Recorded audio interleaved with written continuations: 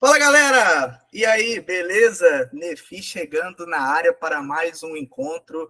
E hoje tem polêmica. Sim, hoje tem polêmica, porque hoje nós vamos falar sobre um tema, no mínimo, peculiar, que é desobediência civil. Como assim? Desobediência civil? Como que é? Uma incitação à desobediência? Não, calma, meus amigos, calma. Nós vamos aprofundar um pouco mais sobre esse assunto, vamos falar sobre desobediência civil, né, desobediência a leis, a governos, a autoridade, enfim. Mas, claro, antes de nós começarmos, se você ainda não segue o Nefi no Instagram, por favor, siga a gente lá, @Nefi Estudos. E se você ainda não se inscreveu aqui no nosso canal do YouTube, por favor, se inscreva. Núcleo de Estudos Fé Inteligente. Todos os nossos encontros são gravados e disponibilizados aqui posteriormente, e você não perde nada do conteúdo que a gente produz, tá bom, pessoal? Galera, sem mais delongas, hoje eu já quero ir direto ao ponto. Então, eu já vou compartilhar a minha tela aqui com vocês para nós falarmos um pouco sobre esse assunto aí, né? Isso, desobediência civil. Nós vamos falar então sobre esse assunto e refletir um pouco sobre ele hoje, tá bom? A Bíblia, ela fala muito claramente sobre submissão a autoridades, né? Nós vemos textos, por exemplo, como Romanos 13, que é um texto que fala sobre isso. Nós vemos também Jeremias 29, falando algo também nesse sentido, nessa pegada, quando ele vai falar para o povo do exílio, lá na Babilônia. Então, a Bíblia, ela traz alguns textos bíblicos que defendem que nós devemos, de fato, obedecer às autoridades que foram constituídas, né? A submissão às autoridades governamentais, ela não é algo opcional, né? Até porque a Bíblia, ela ensina que todo cristão também deve se sujeitar a essas autoridades governamentais. E dentre alguns textos bíblicos que falam sobre esse assunto, eu destaco aqui o texto de 1 Pedro, capítulo 2, versículos 13 e 14, né? 1 Pedro vai dizer o seguinte: por causa do Senhor, sujeitem-se a toda autoridade constituída entre os homens, seja ao rei, como autoridade suprema, seja aos governantes, como por ele enviados para punir os que praticam o mal e honrar os que praticam o bem. E vamos falar a verdade, né, galera? Pedro escreve para os peregrinos dispersos lá da Ásia e aquela galera não estava passando por um momento fácil. Muito pelo contrário. Um cenário de extrema perseguição do Império Romano, um cenário de hostilidade aos primeiros cristãos, não apenas por parte do Império Romano, mas por parte também das outras pessoas contra os primeiros cristãos. Então, não era um cenário favorável, mas mesmo assim, Pedro, ele diz que essas pessoas ainda assim precisavam continuar se submetendo a essas autoridades que foram constituídas, né?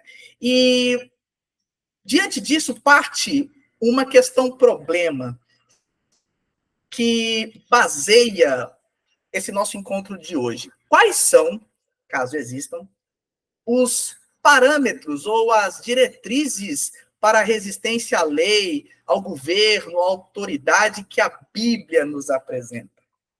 Então, a gente vai conversar um pouco sobre esses parâmetros, vamos dizer, né, que estão ali na Bíblia, tá bom? E nós vamos dividir esse assunto em 3 tópicos. Primeiro tópico, vamos trazer exemplos bíblicos de desobediência civil. Sim, temos exemplos de desobediência na Bíblia. Segundo, princípios norteadores para a decisão de desobedecer ou não a autoridade constituída. E, por fim, nós vamos tratar um pouco sobre obediência a Deus em vez de obediência ao governo civil, partindo do texto de Atos, capítulo 4, de Pedro e João diante o Sinédrio ali, tá bom? Exemplos bíblicos de desobediência civil. De fato, temos alguns exemplos, né? A gente vai ver, por exemplo, lá em Êxodo capítulo 1, Sifra e Puá, né? Que eram parteiras que viviam ali no Egito. E o faraó, ele deu a seguinte ordem: olha, todos os meninos, todos os bebês do sexo masculino que nascerem, vocês matam. Só que aquelas parteiras, elas se recusaram a obedecer a ordem de Faraó. Faraó, autoridade, governo, lei, elas tinham que matar, mas elas não fizeram isso. Elas preferiram desobedecer a Faraó e obedecer a Yahvé, né? Então, esse é um exemplo de desobediência civil, né? Um outro exemplo que a gente pode ver é Raabe. Raabe está lá em Jericó, Raabe recebe ali os 2 espias, né, que foram enviados para lá por Josué, e Raabe, ela esconde esses espias, o rei de Jericó fica sabendo, mandam irem até a casa de Raabe, e Raabe, ela coberta ali aqueles espias. Ou seja, a gente imagina a cena para o dia de hoje, e é algo curioso, porque é mais ou menos assim, olha, é como se Raabe estivesse acobertando 2x9, que iria invadir geral aquela cidade, e Raabe, descumprindo a determinação do rei de Jericó, ela esconde esses caras. Olha, eu sei que vocês servem ao Deus verdadeiro, a fama de vocês já espalhou geral, mas olha, só me prometam uma coisa: quando vocês voltarem, conquistarem Jericó, poupem minha vida, poupem minha família, tá bom? Não, beleza, Raabe, tranquilo, sem problemas. E aí, Josué continua e a gente sabe o final da história. Então, sim, meus amigos, Raabe também é um exemplo de desobediência civil, né? Desobedecendo aí as determinações do rei de Jericó. Outro exemplo de desobediência civil, e esses 2 últimos exemplos são muito legais, porque Sifra e Puá e Raabe eram gente como a gente, né? Pessoas comuns, né? Agora, Sadraque, Mesaque e Abidnego e Daniel, eles eram, trazendo para os dias de hoje, servidores públicos do alto escalão da Babilônia, né? Então, em Daniel 3, a gente já vê Sadraque, Mesaque e Abidnego desobedecendo Nabucodonosor. Nabucodonosor, ele resolve construir uma estátua de ouro, né? No rompante, no auge da sua loucura. E Nabucodonosor diz: olha, vocês vão ter que adorar essa estátua aqui de ouro, e quem não adorar essa estátua de ouro vai ser julgado na fornalha. Ele ficou sabendo que Sadraque, Mesaque e Abidnego não fizeram isso, chamaram os 3 para uma conversa, os 3, não vamos curvar, não vamos. Não. Então vamos esquentar a fornalha 7 vezes mais. A Bíblia vai dizer que os soldados que estavam levando os 3 para a fornalha morreram de tanto calor que estava. Morreram. E aí Sadraque, Mesaque e Abidnego caíram na fornalha. E o resto da história, bom, vocês também já sabem. Por fim, a gente tem Daniel. Por que Daniel foi parar na cova dos leões? Porque Daniel descumpriu um decreto do rei. O rei emitiu um decreto de que durante 30 dias todo o povo deveria orar, adorar ao rei. E, óbvio, os outros assessores invejosos do rei sabiam que Daniel não ia cumprir isso. Tanto é que denunciaram Daniel, né? E Daniel, então, foi lançado ali, né, para a cova dos leões. E o resto da história, gente, vocês já sabem, né? Sifra e Puá, Raabe, Sadraque, Mesaque e Abidnego, Daniel, vocês sabem a história de todos eles, o final da história, né? Deus os honrando, né? 4 exemplos 4 passagens bíblicas famosas e que trazem em seu bojo desobediência civil. Não, mas para lá, mas nós não devemos obedecer às leis, às autoridades, aos governos, e essas pessoas? Não estou entendendo. Pode parecer estranho, e num primeiro momento é, mas aqui eu quero passar para o segundo ponto da nossa discussão, que são os princípios norteadores para a decisão de desobedecer ou não uma lei, um governo, uma autoridade constituída. Parece tema de TCC, né, gente? Mas não é não, pode ficar tranquilo. E que princípios são esses? O que pode nortear alguém na decisão de cumprir ou descumprir uma lei, ou obedecer ou desobedecer um governo ou uma autoridade constituída? E aqui há 5 princípios, 5 pontos a serem observados nesse sentido. O primeiro princípio é o seguinte: a lei ou a ordem a que se resiste, ela precisa ser claramente injusta e não bíblica. E observem na palavra claramente.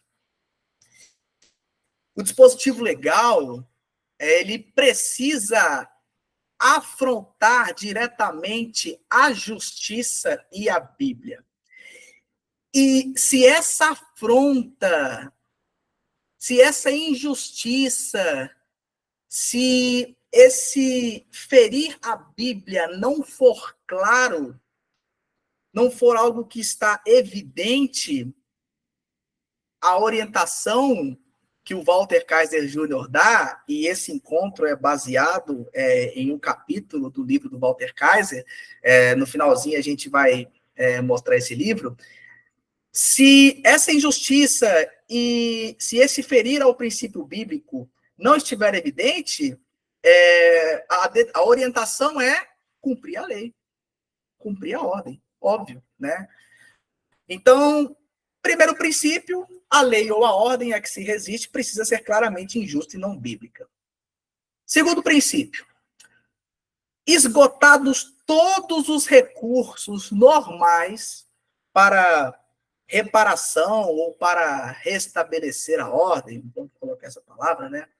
Esgotados todos os recursos normais de reparação antes de decidir pela resistência ao que as autoridades ordenaram. Como assim? Você já esgotou todos os recursos possíveis, cabíveis, para resolver essa questão. Se mesmo após você esgotar todos esses mecanismos, esse caos ainda persiste, aí sim você resiste, né, à lei, ou ao governo, ou à autoridade. Ok, mas que recursos poderiam ser esses? Bom, protestos, por exemplo, manifestações populares, seriam um exemplo de um recurso cabível, de um recurso normal para reivindicar algo, né? Outro exemplo, os meios jurídicos, os meios legais também, né? Se você entende que a determinação do governo ou da autoridade, ela manifestamente afronta uma lei, e você entende que esse mecanismo judicial, se você entende, não, se há mecanismo judicial para buscar reparar isso, os meios judiciais também, né? Diálogo, evidentemente, né? Então, se você esgota esses meios e ainda assim você não consegue resolver, aí sim você resiste, né, a essa ordem, tá bom? Um outro ponto que é muito legal, que o Walter Kaiser destaca, é o seguinte: as pessoas que desobedecerem à ordem do governo, elas devem estar preparadas para cumprir a penalidade por descumprir a lei. Ou seja, Se há uma lei injusta que fere a palavra de Deus, se essa violação por parte da lei ou por parte do governante ou da autoridade, enfim, se isso persistir, se você buscou todos os meios de reparação e não conseguiu essa reparação, enfim, e você decide então resistir, você precisa estar ciente de que essa resistência poderá implicar em sanção. E você deve estar preparado para cumprir essa sanção, essa pena, esse castigo, né?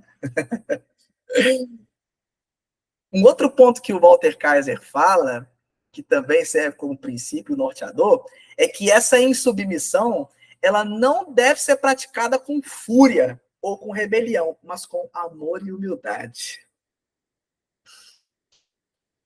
Nossa, é sério isso? Como assim? Eu vou resistir, mas paz e amor, é isso aí? É porque o sentimento, o motivador da decisão de resistir a uma ordem não é uma rebeldia, não é uma raiva, mas sim o sofrimento de um mal injusto. E você se submete, se você não se submete a essas ordens com humildade, com amor. Olha, com todo respeito, eu não concordo, né? Ou então, antigamente, eu gostava muito de assistir TV Câmara, TV Senado, TV Justiça, e é legal porque quando discordam um do outro, né, geralmente costumam utilizar jargões do tipo, olha, data máxima vênia, em que pese o respeito que tenho pelo nobre colega ou pela nobre colega, permita-me discordar de você, né? Que amor, que humildade para dizer que não concorda, né? Então, essa insubmissão, ela não deve ser motivada por uma raiva, por uma fúria ou por rebelião, mas com amor e humildade ela deve ser feita. E um último princípio, e o mais polêmico, talvez, é o seguinte: a desobediência civil, ela deve ser levada adiante somente quando houver alguma possibilidade de êxito. Se houver pouca ou nenhuma possibilidade de êxito, o Walter Kaiser vai dizer que não faz sentido você mobilizar a sociedade civil e passar por um distúrbio social, por uma insurgência que praticamente não tem possibilidade alguma de ser exitosa. Tá? Então, se for para desobedecer, saiba que se você vê que não vai dar rock isso aí, se é uma ideia que já nasce sem chance alguma de prosperar, não leve isso para frente e não mobilize outras pessoas para isso, tá? É claro que esse último princípio, a gente pode dizer que ele é bem polêmico, né? Porque qual é o parâmetro que se aufere existir pouca ou nenhuma possibilidade para se insurgir contra uma lei ou contra um ato injusto de um governo ou de uma autoridade? Né? Então, fica aí essa reflexão. E o último tópico desse nosso momento expositivo, antes de nós irmos para as perguntas, é obediência a Deus em vez de obediência ao governo civil. Nós já vimos alguns exemplos no tópico 1 do Antigo Testamento, mas nós podemos também citar como exemplo Atos 4.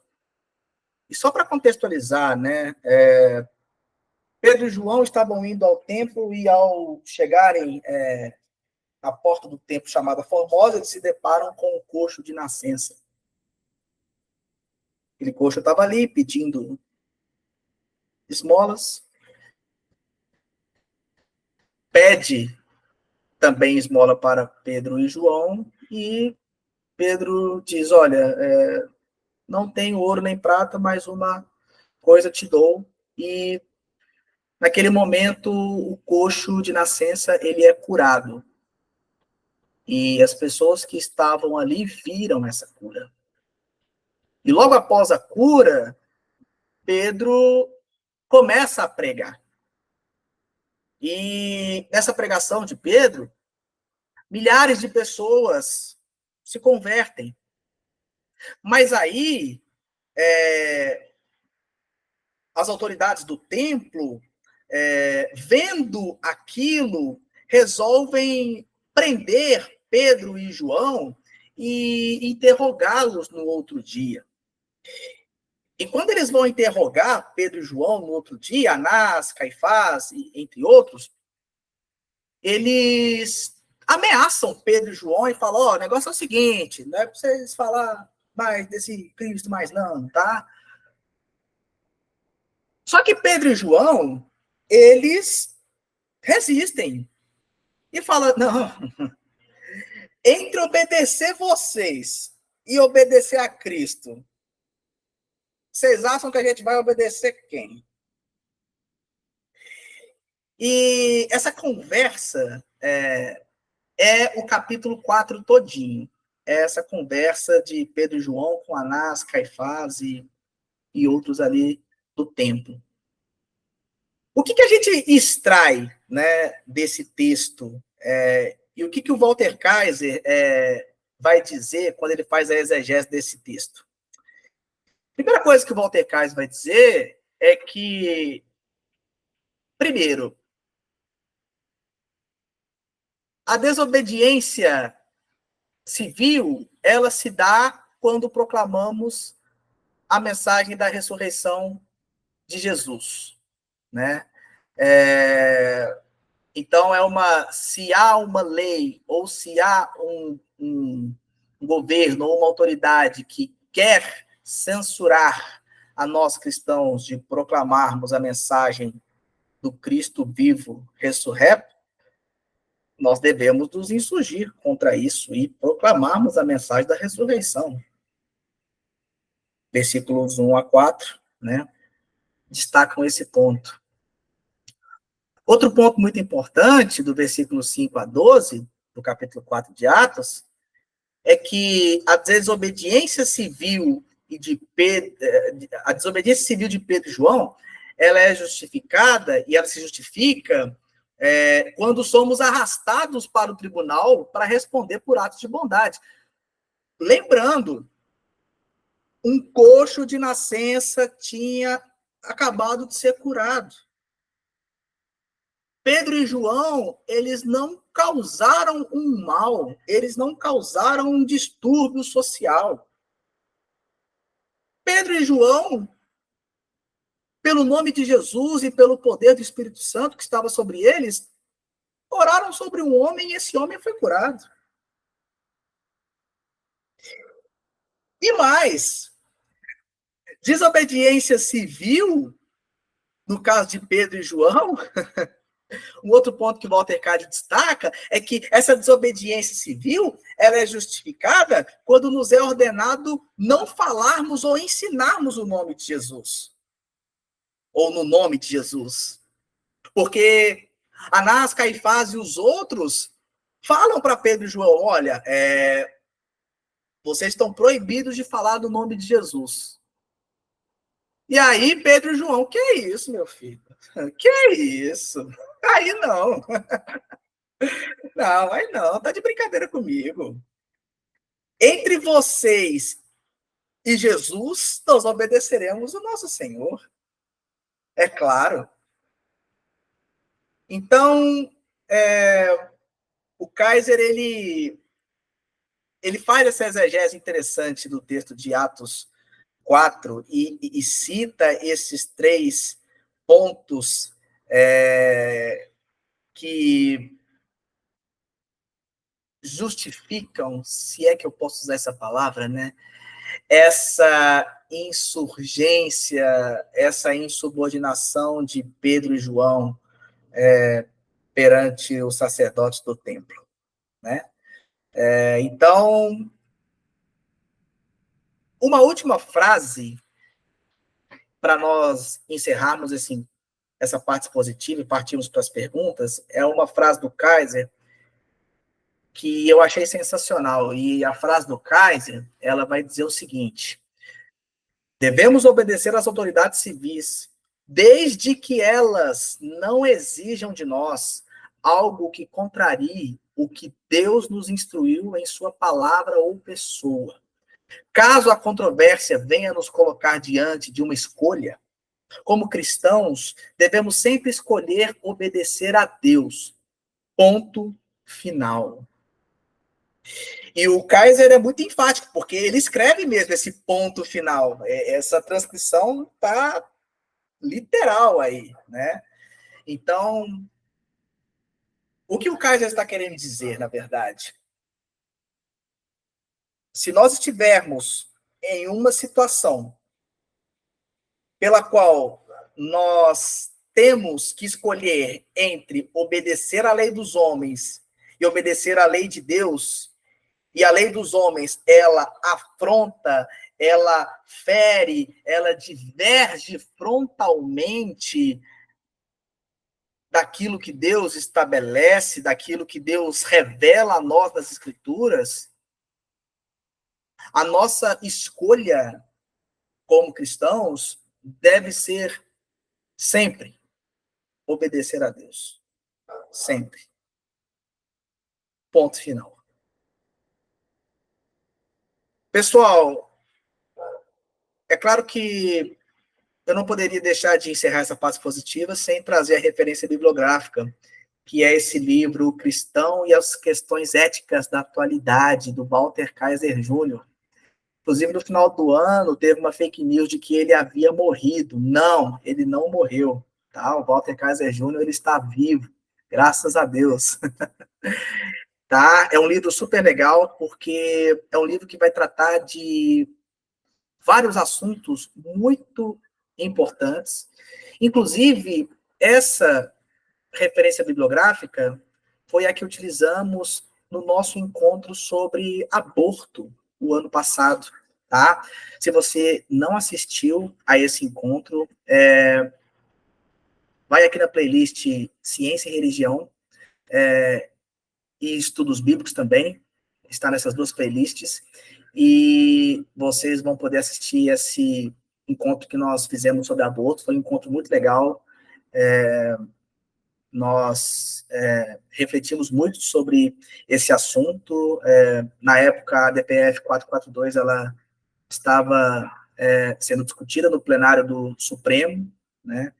Foi retirada de pauta e, inclusive, numa entrevista recente do ministro Luiz Roberto Barroso, ele disse que não tem intenção de trazer esse julgamento para a pauta, né?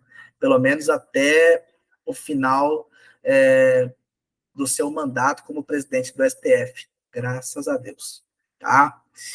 Pessoal, bora para as perguntas.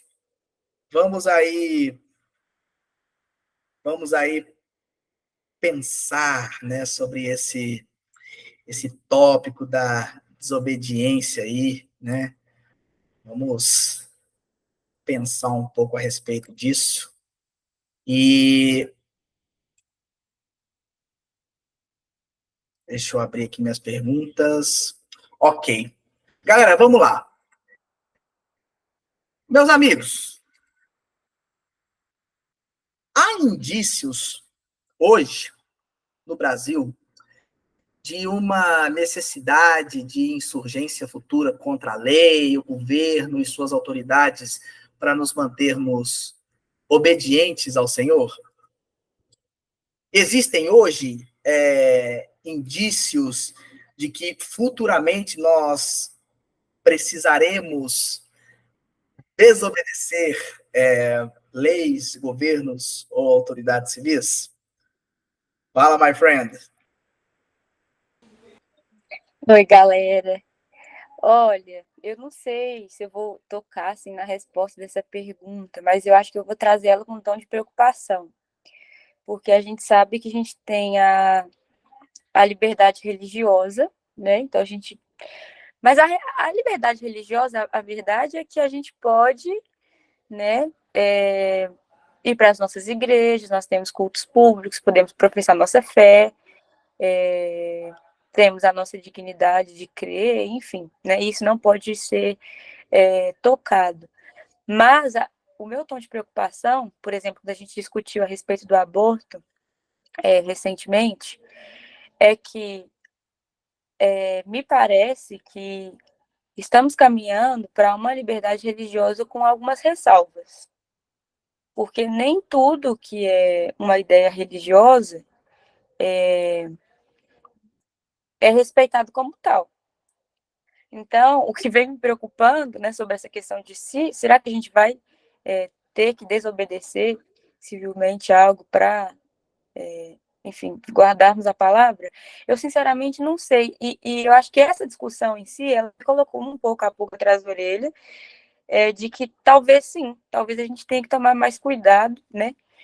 Um cuidado maior, assim, né, com isso, e que pode ser, assim, que chegue um momento em que isso vai acontecer, até porque esse é o tipo de pauta, por exemplo, que já levanta uma outra questão identitária, que é a questão da mulher na sociedade, né? E você empregar o conceito cristão sobre a mulher, sobre a maternidade, pode ser visto até como algo ditador. Então, eu acredito que sim, que há indícios sim. Esse ponto da liberdade religiosa, my friend, ele é muito interessante, porque é algo que a gente já meio que vê mesmo, né? Inclusive tem o Instituto Brasileiro de Direito e Religião, que faz um belíssimo trabalho nesse sentido, né? Mas é algo que realmente a gente já vê reflexos de uma possível insurgência, né? Nesse ponto, de fato, de fato. E aí, meus amigos? Fala, Bia.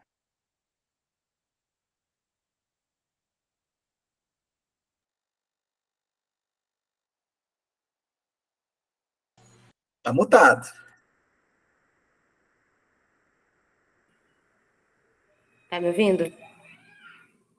Minha bateria deu 5%, aí travou. Eu ia complementar o que a Manu disse, porque você citou essa questão do aborto, né? Eu acho que ela é uma questão problemática, sim. E só que é aquela coisa da questão da desobediência. Não é porque o aborto pode ser liberado que vai obrigar a pessoa a abortar, né? Se ele for liberado. Só que o que pode ser impedido é a pregação, né? Que é o que é complementando ao que a Manu disse. Porque isso pode interferir na liberdade da mulher, como ela falou, e em questões, por exemplo, de casamento homossexual também, eu acho que pode dar um problema, porque por causa da pregação. Então, eu acho que a desobediência pode ser. Porque você tem o direito de se recusar. Eu não sou obrigada a abortar, eu não sou obrigada a fazer seu casamento, tá? Que isso pode culminar em diversas, né, preconceitos, né? Ela vai falar que isso é preconceituoso e tudo mais, mas a pregação, eu acredito que vai, tipo assim, ser realmente praticamente proibida em determinados assuntos. É isso. Tipo uma censura prévia, né? Ou seja, olha, sobre isso você não fala. É tipo Pedro e João, né? Olha, sobre esse Cristo aí, vocês não falam aqui, não. Pô, meu brother. Oi, gente, boa noite. Achei muito interessante, Lincoln. Parabéns pela exposição. Muito boa, aprendi bastante. Concordo muito com a Manu e com a Bianca no que elas falaram. E eu acho que sim, eu acho que sim. eu acho que pode demorar alguns anos para isso acontecer, não vai ser de um dia por outro, né? Pode demorar aí 20, que é uma desconstrução muito grande, mas eu acho que sim, por causa da desconstrução que está tendo da religião dentro do nosso país, certo? Hoje o nosso país ele vive uma desconstrução religiosa muito grande, seja uma desconstrução cristã, na maioria das vezes cristã, né? Mesmo que nosso país seja um país cristão, né? Um país católico, evangélico, mas mesmo assim, se a gente for olhar até dentro das denominações evangélicas e católicas, há um movimento liberal muito grande, né? Que desconstrói todo o pensamento cristão. Eu acho que vai ter um momento que quando a gente for falar da fé cristã, como ela é pura, como ela é de fato, pode haver uma perseguição, sim, né? Pode haver não sei se a perseguição é a melhor palavra, mas pode haver uma necessidade, né, de ir contra a lei, sim. Por exemplo, quando a gente for falar até contra o aborto, né, a perspectiva cristã contra o aborto, tem cristão que é a favor do aborto e deixa bem claro que é a favor do aborto. E ele é cristão, né? Porém, é uma desconstrução muito grande que está dentro da perspectiva cristã do nosso país, que pode haver ali um grande embate futuramente entre a fé cristã genuína e essa questão também. Então, acho que sim, pode haver um embate futuramente, sim. Não sei agora, pode ser com uns 15, 20 anos, né? Mas acho que pode sim. Muito legal esse ponto que vocês levantaram, e dentre esses pontos que vocês levantaram está a segunda pergunta, que é a seguinte: eu gostaria de saber, né, enfim, de vocês, né, o que vocês fariam, né, se a liberdade religiosa fosse tolhida ou limitada?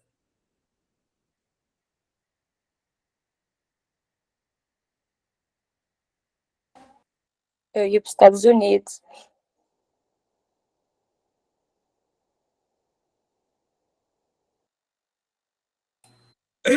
Ah,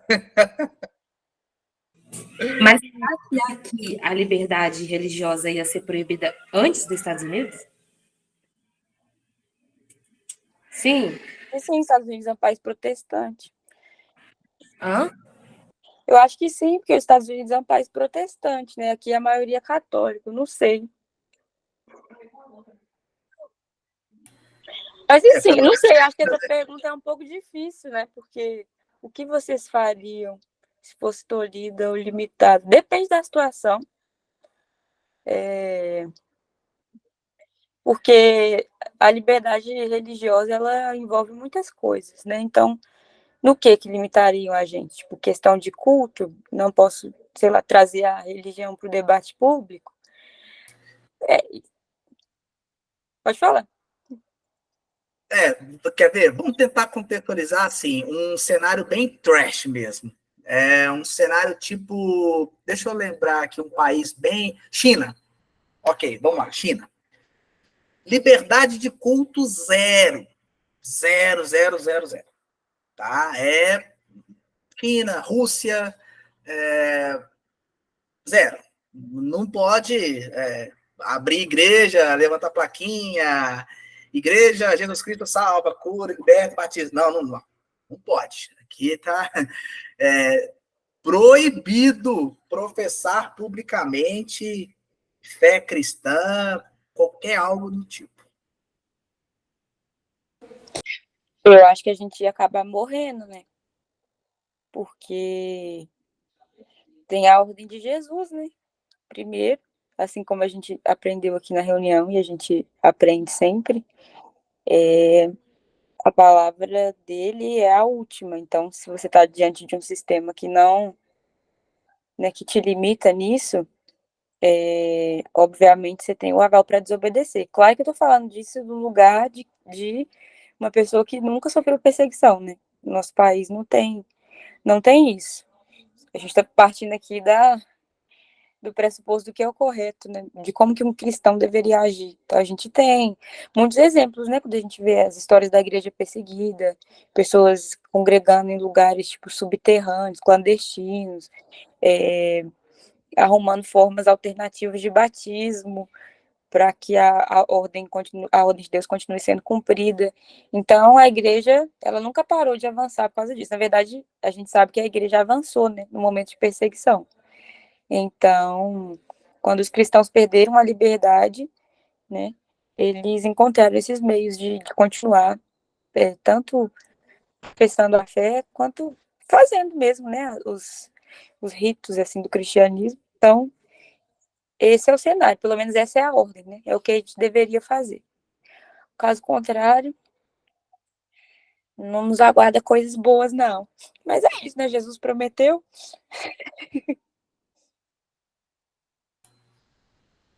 Muito legal. O que mais, meus amigos? Quero ouvir vocês. Quero ouvir mais sobre o que vocês fariam aí. Vamos supor aí, no, sei lá, no contexto hipotético aí, que eles proíbem a Bíblia. Tá? Ninguém vai ler a Bíblia mais. O que vocês vão fazer? Aí, lamento, mas eu teria, né, que imprimir a Bíblia na Lan House com algum amigo aí que também seja cristão e sair distribuindo, né? Eu sei lá, se nem sei se existe Lan House hoje em dia ainda. Deve existir Lan House hoje em dia ainda, né? Imprime a Bíblia na Lan House, tem, não tem? Sei lá, tira xerox da Bíblia aí e vai distribuindo, né? A gente coloca, sei lá. Tem uma história, Deus ele providencia, gente. Tem uma história, eu não sei se é verdade, que um cara ele foi fazer uma missão, ele era missionário, né? Fazer missão no carro dele, aí ele foi para um país que proibiam Bíblia, né? Eles proibiam Bíblia. Aí ele foi parado numa blitz e o porta-mala dele estava cheio de Bíblia, estava cheio de Bíblia no porta-mala dele. Aí os policiais pediram ele para abrir o porta-mala. Quando os policiais abriram o porta-mala, tinha um tanto de tomate. Aí vai que foi um milagre para transformar as Bíblias em tomate, que vai que aconteça com a gente, né? Então, a gente vai viver e eu acho que não tem escapatória. No cristão, ele tem que tem que dar seu jeito, tem que dar seu jeito. Eu costumo falar que a igreja ela tá firmada no sangue de Cristo e depois dela estar firmada no sangue de Cristo, ela também está firmada no sangue dos mártires, porque se não fosse os mártires, se eles não tivessem, né, ido contra, já era. Então a gente vai ter que dar um jeito aí também.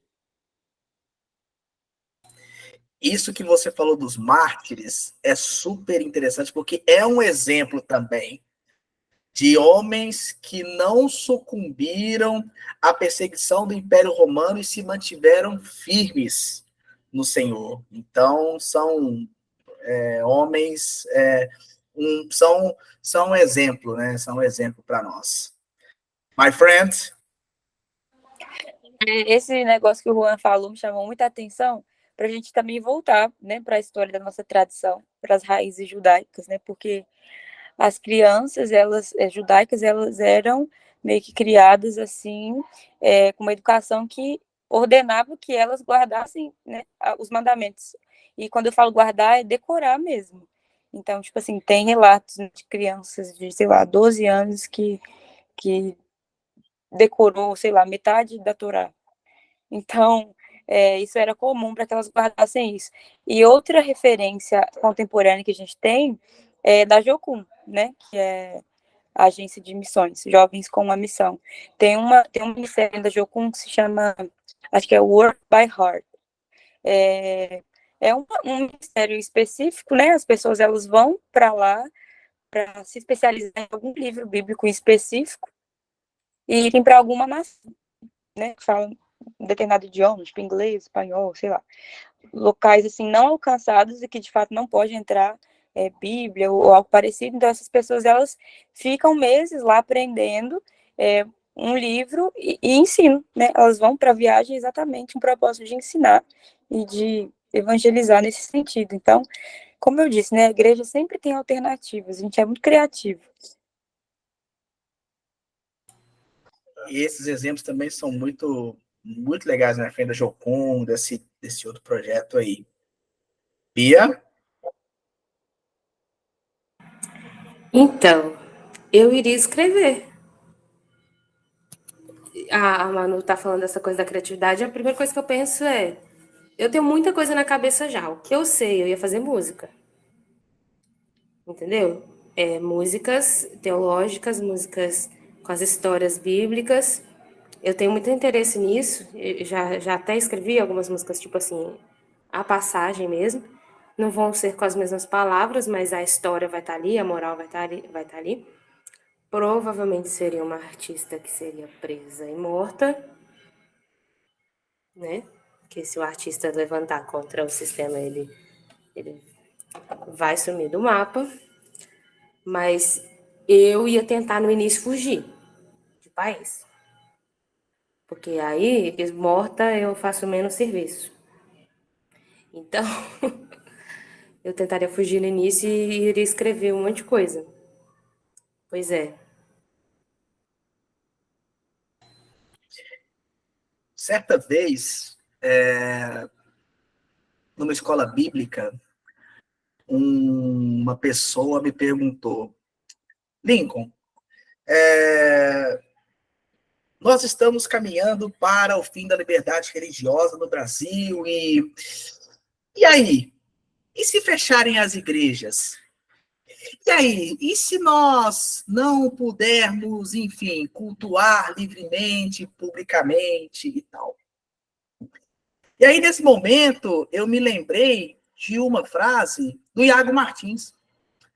E o Iago fala o seguinte: olha, se acontecer, por um acaso, né, o fim da liberdade religiosa, nós simplesmente voltaremos a ser o que era a igreja no seu início. Uma igreja perseguida, mas que cresceu em meio à perseguição. E claro,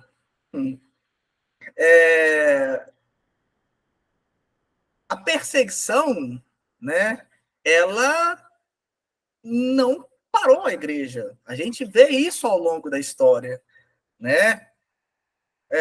Coliseu não parou a igreja também. E aí, qualquer semelhança no que eu estou falando, alguma música que vocês podem ter ouvido por aí, é mera coincidência, tá bom? Então, ninguém pode parar a igreja do Senhor, tá? Eu acho que isso é algo que precisa estar no nosso coração, esse pensamento. A igreja do Senhor, ela triunfa, independente das circunstâncias, das adversidades, das perseguições. A igreja do Senhor não sucumbirá. Definitivamente, pessoal. Não sucumbirá. A igreja do Senhor, ela está alicerçada na pedra angular, que é Cristo. Ela está edificada ali. Tá? Bia Costa! Hello, pessoal! E aí, como vocês estão? Não apareço muito por aqui, mas eu queria comentar sobre o que a Bia disse, que ela iria cantar, ia fugir no início, que tem um livro que chama Canção da Liberdade. É da Ellen Berhane. Eu não sei falar o nome dela, mas eu creio que é isso. E é justamente nesse contexto que ela tá. Ela cresce em uma cidade que eu não me lembro o nome agora, mas ela passa a ser perseguida e ela era cantora, né? E ela foi presa diversas vezes, fugiu diversas vezes, ela ficou presa em contenders, tipo assim, em situações miseráveis por pregar o evangelho. E tem um trecho do livro que fala que ela cantava músicas e as pessoas falavam para ela, né, os perseguidores falavam para ela parar de cantar porque senão ela seria morta. E ela se nega a isso o tempo todo. Então, nossa, essa é uma história assim muito linda, é uma história, né, real e é perfeita, assim. É uma indicação muito boa que eu tenho aí para vocês, inclusive. Que top, Bia. Nossa, muito obrigado. que... Oi, Bia? Não fui eu que Desculpa, falei, eu sabia. eu falei, deixa o nome do livro. Ah, é, Bia, deixa o nome do livro aqui no chat para nós. Beleza. Bia está conosco. Aliás, gente, Bianca Costa, nossa fotógrafa do NEF Day, aquelas fotos maravilhosas que vocês viram ou estão vendo lá no Instagram do NEF Day. Gente, Bianca Costa, sigam ela no Instagram. Olha, fotógrafa de primeiríssima, tá bom? Então, você que está aí na Grande BH, quer fazer suas fotos aí, entre em contato com a Bianca Costa, tá bom, galera? Pessoal, uma última pergunta para nós pensarmos aqui, né? Canção da Liberdade, Ellen Bernhardt. Acho que é essa a pronúncia. Esse é o nome do livro que a Bianca Costa indicou para nós. Tá bom, galera? Canção da Liberdade, Ellen Bernhardt. Tá bom? Pessoal, uma última pergunta que eu queria fazer para vocês é a seguinte. Ah, meu Deus do céu. Nefi é polêmica mesmo. Vamos lá.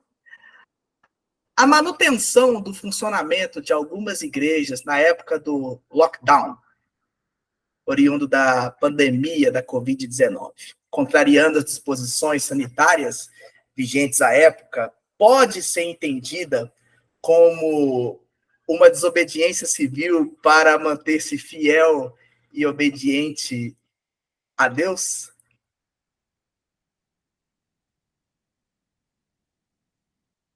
Fala, Bia Martins.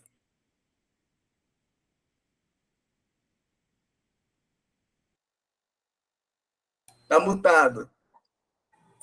Então, eu estava até começando com a Manu isso hoje. Desculpa. Porque algumas igrejas, que eu não vou citar a vertente, algumas igrejas respeitaram o lockdown e outras não. Eu vou ser muito sincera para vocês, eu fui a favor de fechar sim, no início. Porque eu acho que era colocar em risco muitas pessoas que não obedeciam, né? Falava, os pessoas de mais idade não participam, não sei o quê. Não funcionava, se abria, eles iam. Eu acho que era uma responsabilidade, eu considero assim, quando tinha outras formas, quando tinha outras ferramentas. E muitas igrejas cresceram na pandemia, porque fizeram projetos voltados para o problema que a sociedade estava vivendo. E muitas igrejas que abriram para elas, para as mesmas pessoas cultuarem, muitas pessoas perderam membros. E alguns foram resistentes às plataformas, por exemplo. Então, eu acho que sim, foi uma desobediência.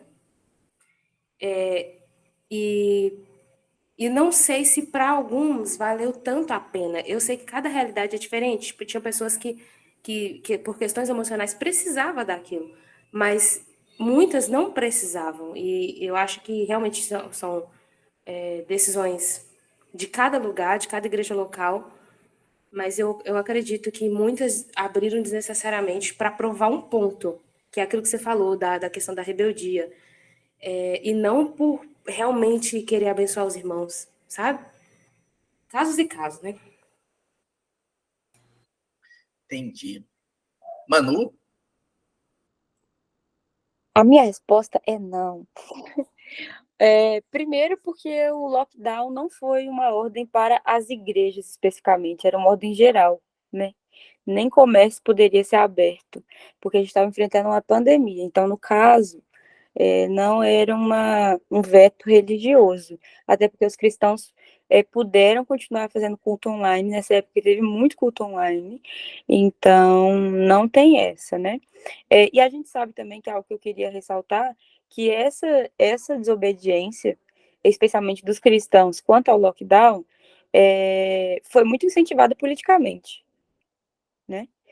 como... E isso virou uma afronta aos cristãos por causa de discursos políticos, que não era inicialmente. Então, complicado, né, a gente falar sobre isso, mas com certeza, né, com certeza, acho que foi um caso de desobediência civil que não,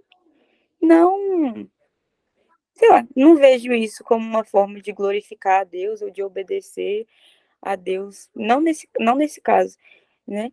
É isso. Vamos falar por aqui, por enquanto. Ver se tem mais gente falando. Juan, Então, é um tema bem polêmico, mas eu já acho que não, né? Para quem não sabe, o próprio Lutero, ele tem uma carta que é sobre a peste, né? A peste que ele estava enfrentando na Europa. E ele escreve essa carta falando sobre como os cristãos devem se posicionar diante dessa peste. E ele fala nessa carta que é um absurdo, ele até cita que é até pecado, né? Lutero era bem, né? Ele até cita que é até pecado um cristão está infringindo a obediência, né, ao Estado e tal, né? Está se relacionando com pessoas que podem espalhar a doença. E falou assim que é uma falta de... Como é que ele usou, gente? Como no nosso linguajar contemporâneo, uma falta de empatia, né? A pessoa está querendo tentar a Deus. Ele cita algo mais ou menos assim. E ele se recomenda, ele mesmo fala: eu não vou participar de nada que não precise da minha presença. Eu recomendo que vocês não vão também, né? Então eu vou com o Lutero nessa. Eu acho que não é muito bom, né? Para mim foi muito irresponsável. A Bianca falou muito bem também que isso vai de igreja para igreja, de placa para placa, né? Mas eu considero, Juan, considero uma irresponsabilidade muito grande na época. Creio eu que isso até ajudou a alastrar a doença na época, né? Em alguns lugares eu fiquei sabendo que teve pessoas que pegou porque estava na igreja, a pessoa pegou porque estava na igreja, né? Então, eu considero não muito bacana, né? Como diz aquele, não sei se vocês acompanham aquele padre lá que fala, cara, isso não é massa não. Vocês já viram esse padre no Instagram? Isso não é muito massa não, né? Então eu não acho muito massa não. Exatamente, uma desvalorização da vida.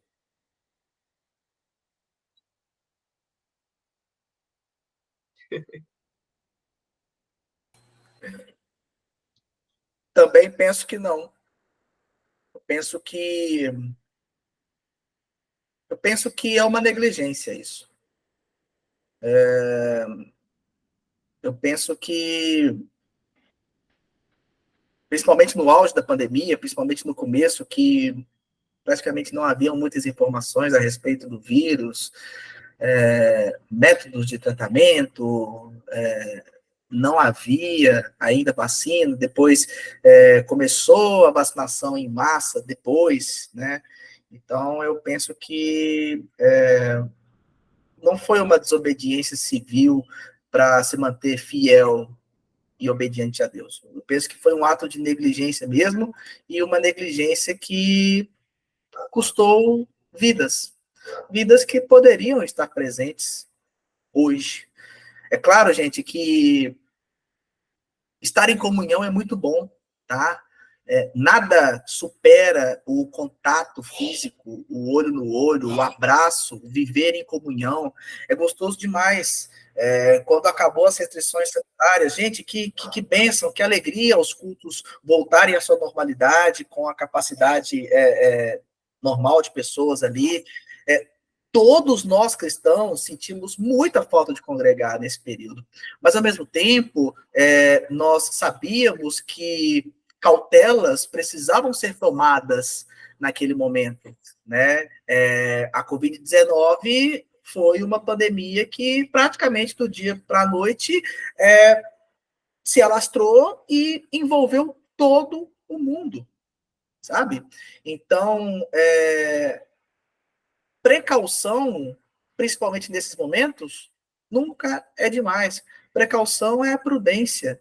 E a partir do momento que você deixa a prudência de lado, eu vou usar um jargão bem pentecostal, tá? Você dá brecha, sabe?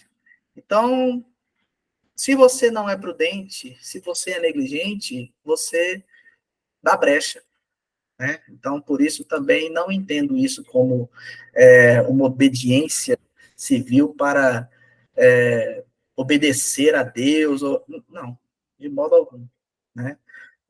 O Juan até colocou aqui, né, no chat, né, virtude da prudência, né, correlaciona exatamente com isso, é isso mesmo, prudência, né, acho que é o senso, né, o mínimo de senso, né, sim, que se pode ter em uma situação como essa, né. Fala, Manu! É só um adendo, né? Que eu acho que é interessante a gente sempre examinar, tipo, o que está sendo lançado aí como decreto, porque no caso da pandemia a gente tinha evidências do porquê que a gente não poderia congregar, né? Isso não quer dizer que qualquer regra que falarem, não, vocês não vão congregar, a igreja precisa aceitar ou obedecer claramente. A gente não sabe para onde a gente pode caminhar, né? Então, de fato, prudentes como as serpentes. E como foi um caso específico aqui, né, de uma pandemia, claro que a gente tem que estar de acordo com o que é sensato, mas pode ser, né, que um dia venha a ter uma justificativa que não seja tão plausível. Então, é importante que a gente pense nisso. Exato, my friend. E aí a gente até pode utilizar os parâmetros do primeiro princípio norteador que a gente falou na parte positiva. Os decretos sanitários eram injustos? Claro que não, gente. Era a medida que tinha para aquele momento. Não tinha vacina, não se sabia nem qual era o tratamento para a Covid. Assim. Então, não era uma determinação legal injusta. Não, muito pelo contrário, era uma determinação legal prudente. Afrontava a lei de Deus? Claro que não, gente. Evidente que não, muito pelo contrário. Foi algo para preservar vidas e para que no futuro, conhecendo mais sobre o vírus da Covid-19, se desenvolvesse o tratamento médico necessário, cabível para combater esse vírus e logo nós voltarmos à normalidade da vida, que foi o que aconteceu, afinal de contas, né? Então, em momento algum, os decretos sanitários e o lockdown foram decretos injustos e muito menos afrontaram a lei de Deus, na minha opinião. Bia? A Manu, ela citou sobre essa questão política, e eu acho que aqui no Brasil realmente foi o que mais influenciou, até porque eu não vou entrar muito nisso, não vai ficar puxando vários ganchos. Mas uma coisa que eu ouvi, algum argumento, foi de que eles são hipócritas porque eles estão promovendo o carnaval, e tipo, já estava tendo Covid.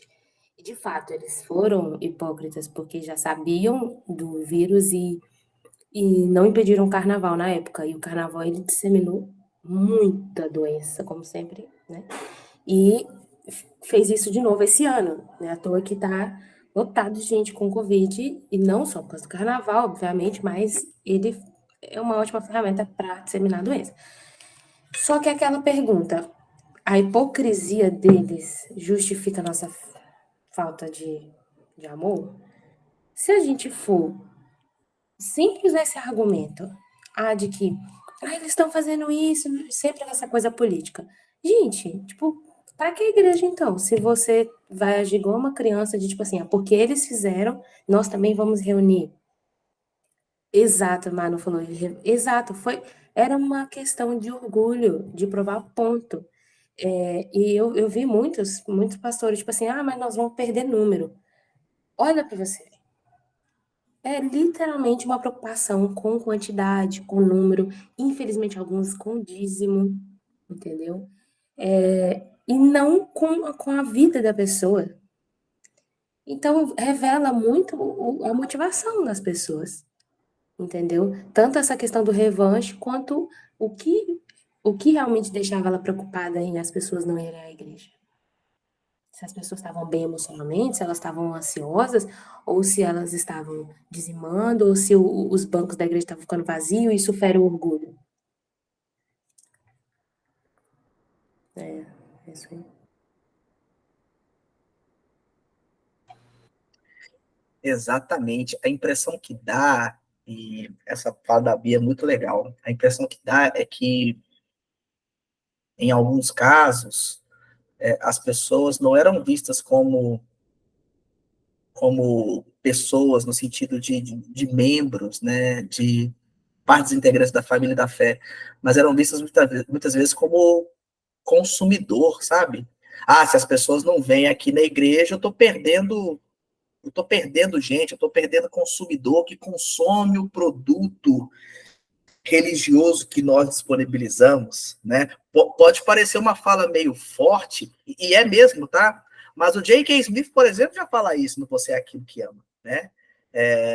Do consumo religioso, do consumidor religioso, né?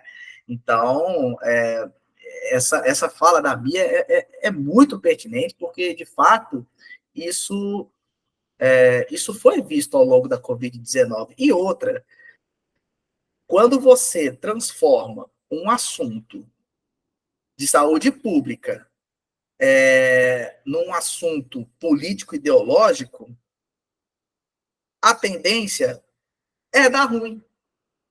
E foi exatamente o que aconteceu. Agora, vejam, a Covid-19, ela serviu para acelerar, em muitos casos, o processo de modernização de muitas igrejas. Os cultos online, por exemplo, né? Os estudos online. Gente, hoje nós temos tecnologia para, em excepcionalidades como essa, não perdermos a comunhão. Voltando, gente, a repetir, não é a mesma coisa. É claro que nós preferimos estar juntos, mas para aquele momento, graças a Deus, nós temos a tecnologia, temos a internet, temos plataformas como Zoom, como Meet e outras plataformas que nos permitem nos reunirmos e conversarmos e matarmos a saudade uns dos outros. Então, prejuízo, claro que houve prejuízos, claro que há um impacto, óbvio, mas temos meios para minimizar esses impactos, né? E mesmo havendo esses meios, um número considerável de pessoas ainda assim ignorava isso, né? Então bem, né? Bem tenso mesmo, né? Bem complicado. Pessoal, acho que por hoje é só, né? Foi muito legal esse encontro, né? Foi muito interessante essas reflexões que nós fizemos aí, tá bom? Agradecer desde já, né, Manu, Juan, Bia Martins, Bia Costa, né? E agradecer a você que está assistindo aí pelo YouTube. Comente aqui embaixo, né, o que você achou do nosso encontro de hoje. Queremos também ler a sua opinião sobre esse tema da desobediência civil. E aí, o que você acha? Compartilhe com a gente aqui nos comentários, tá bom? Pessoal, fiquem ligados no nosso Instagram, no nosso YouTube. Se você quer fazer parte do grupo de WhatsApp do Nefi, para você ficar ligado na nossa agenda de reuniões e também interagir nas discussões que nós promovemos lá no grupo, é só você deixar o seu número com DDD no direct do nosso Instagram. Tá bom, pessoal? Galera, fique com Deus. Até mais. Tchau, tchau, pessoal.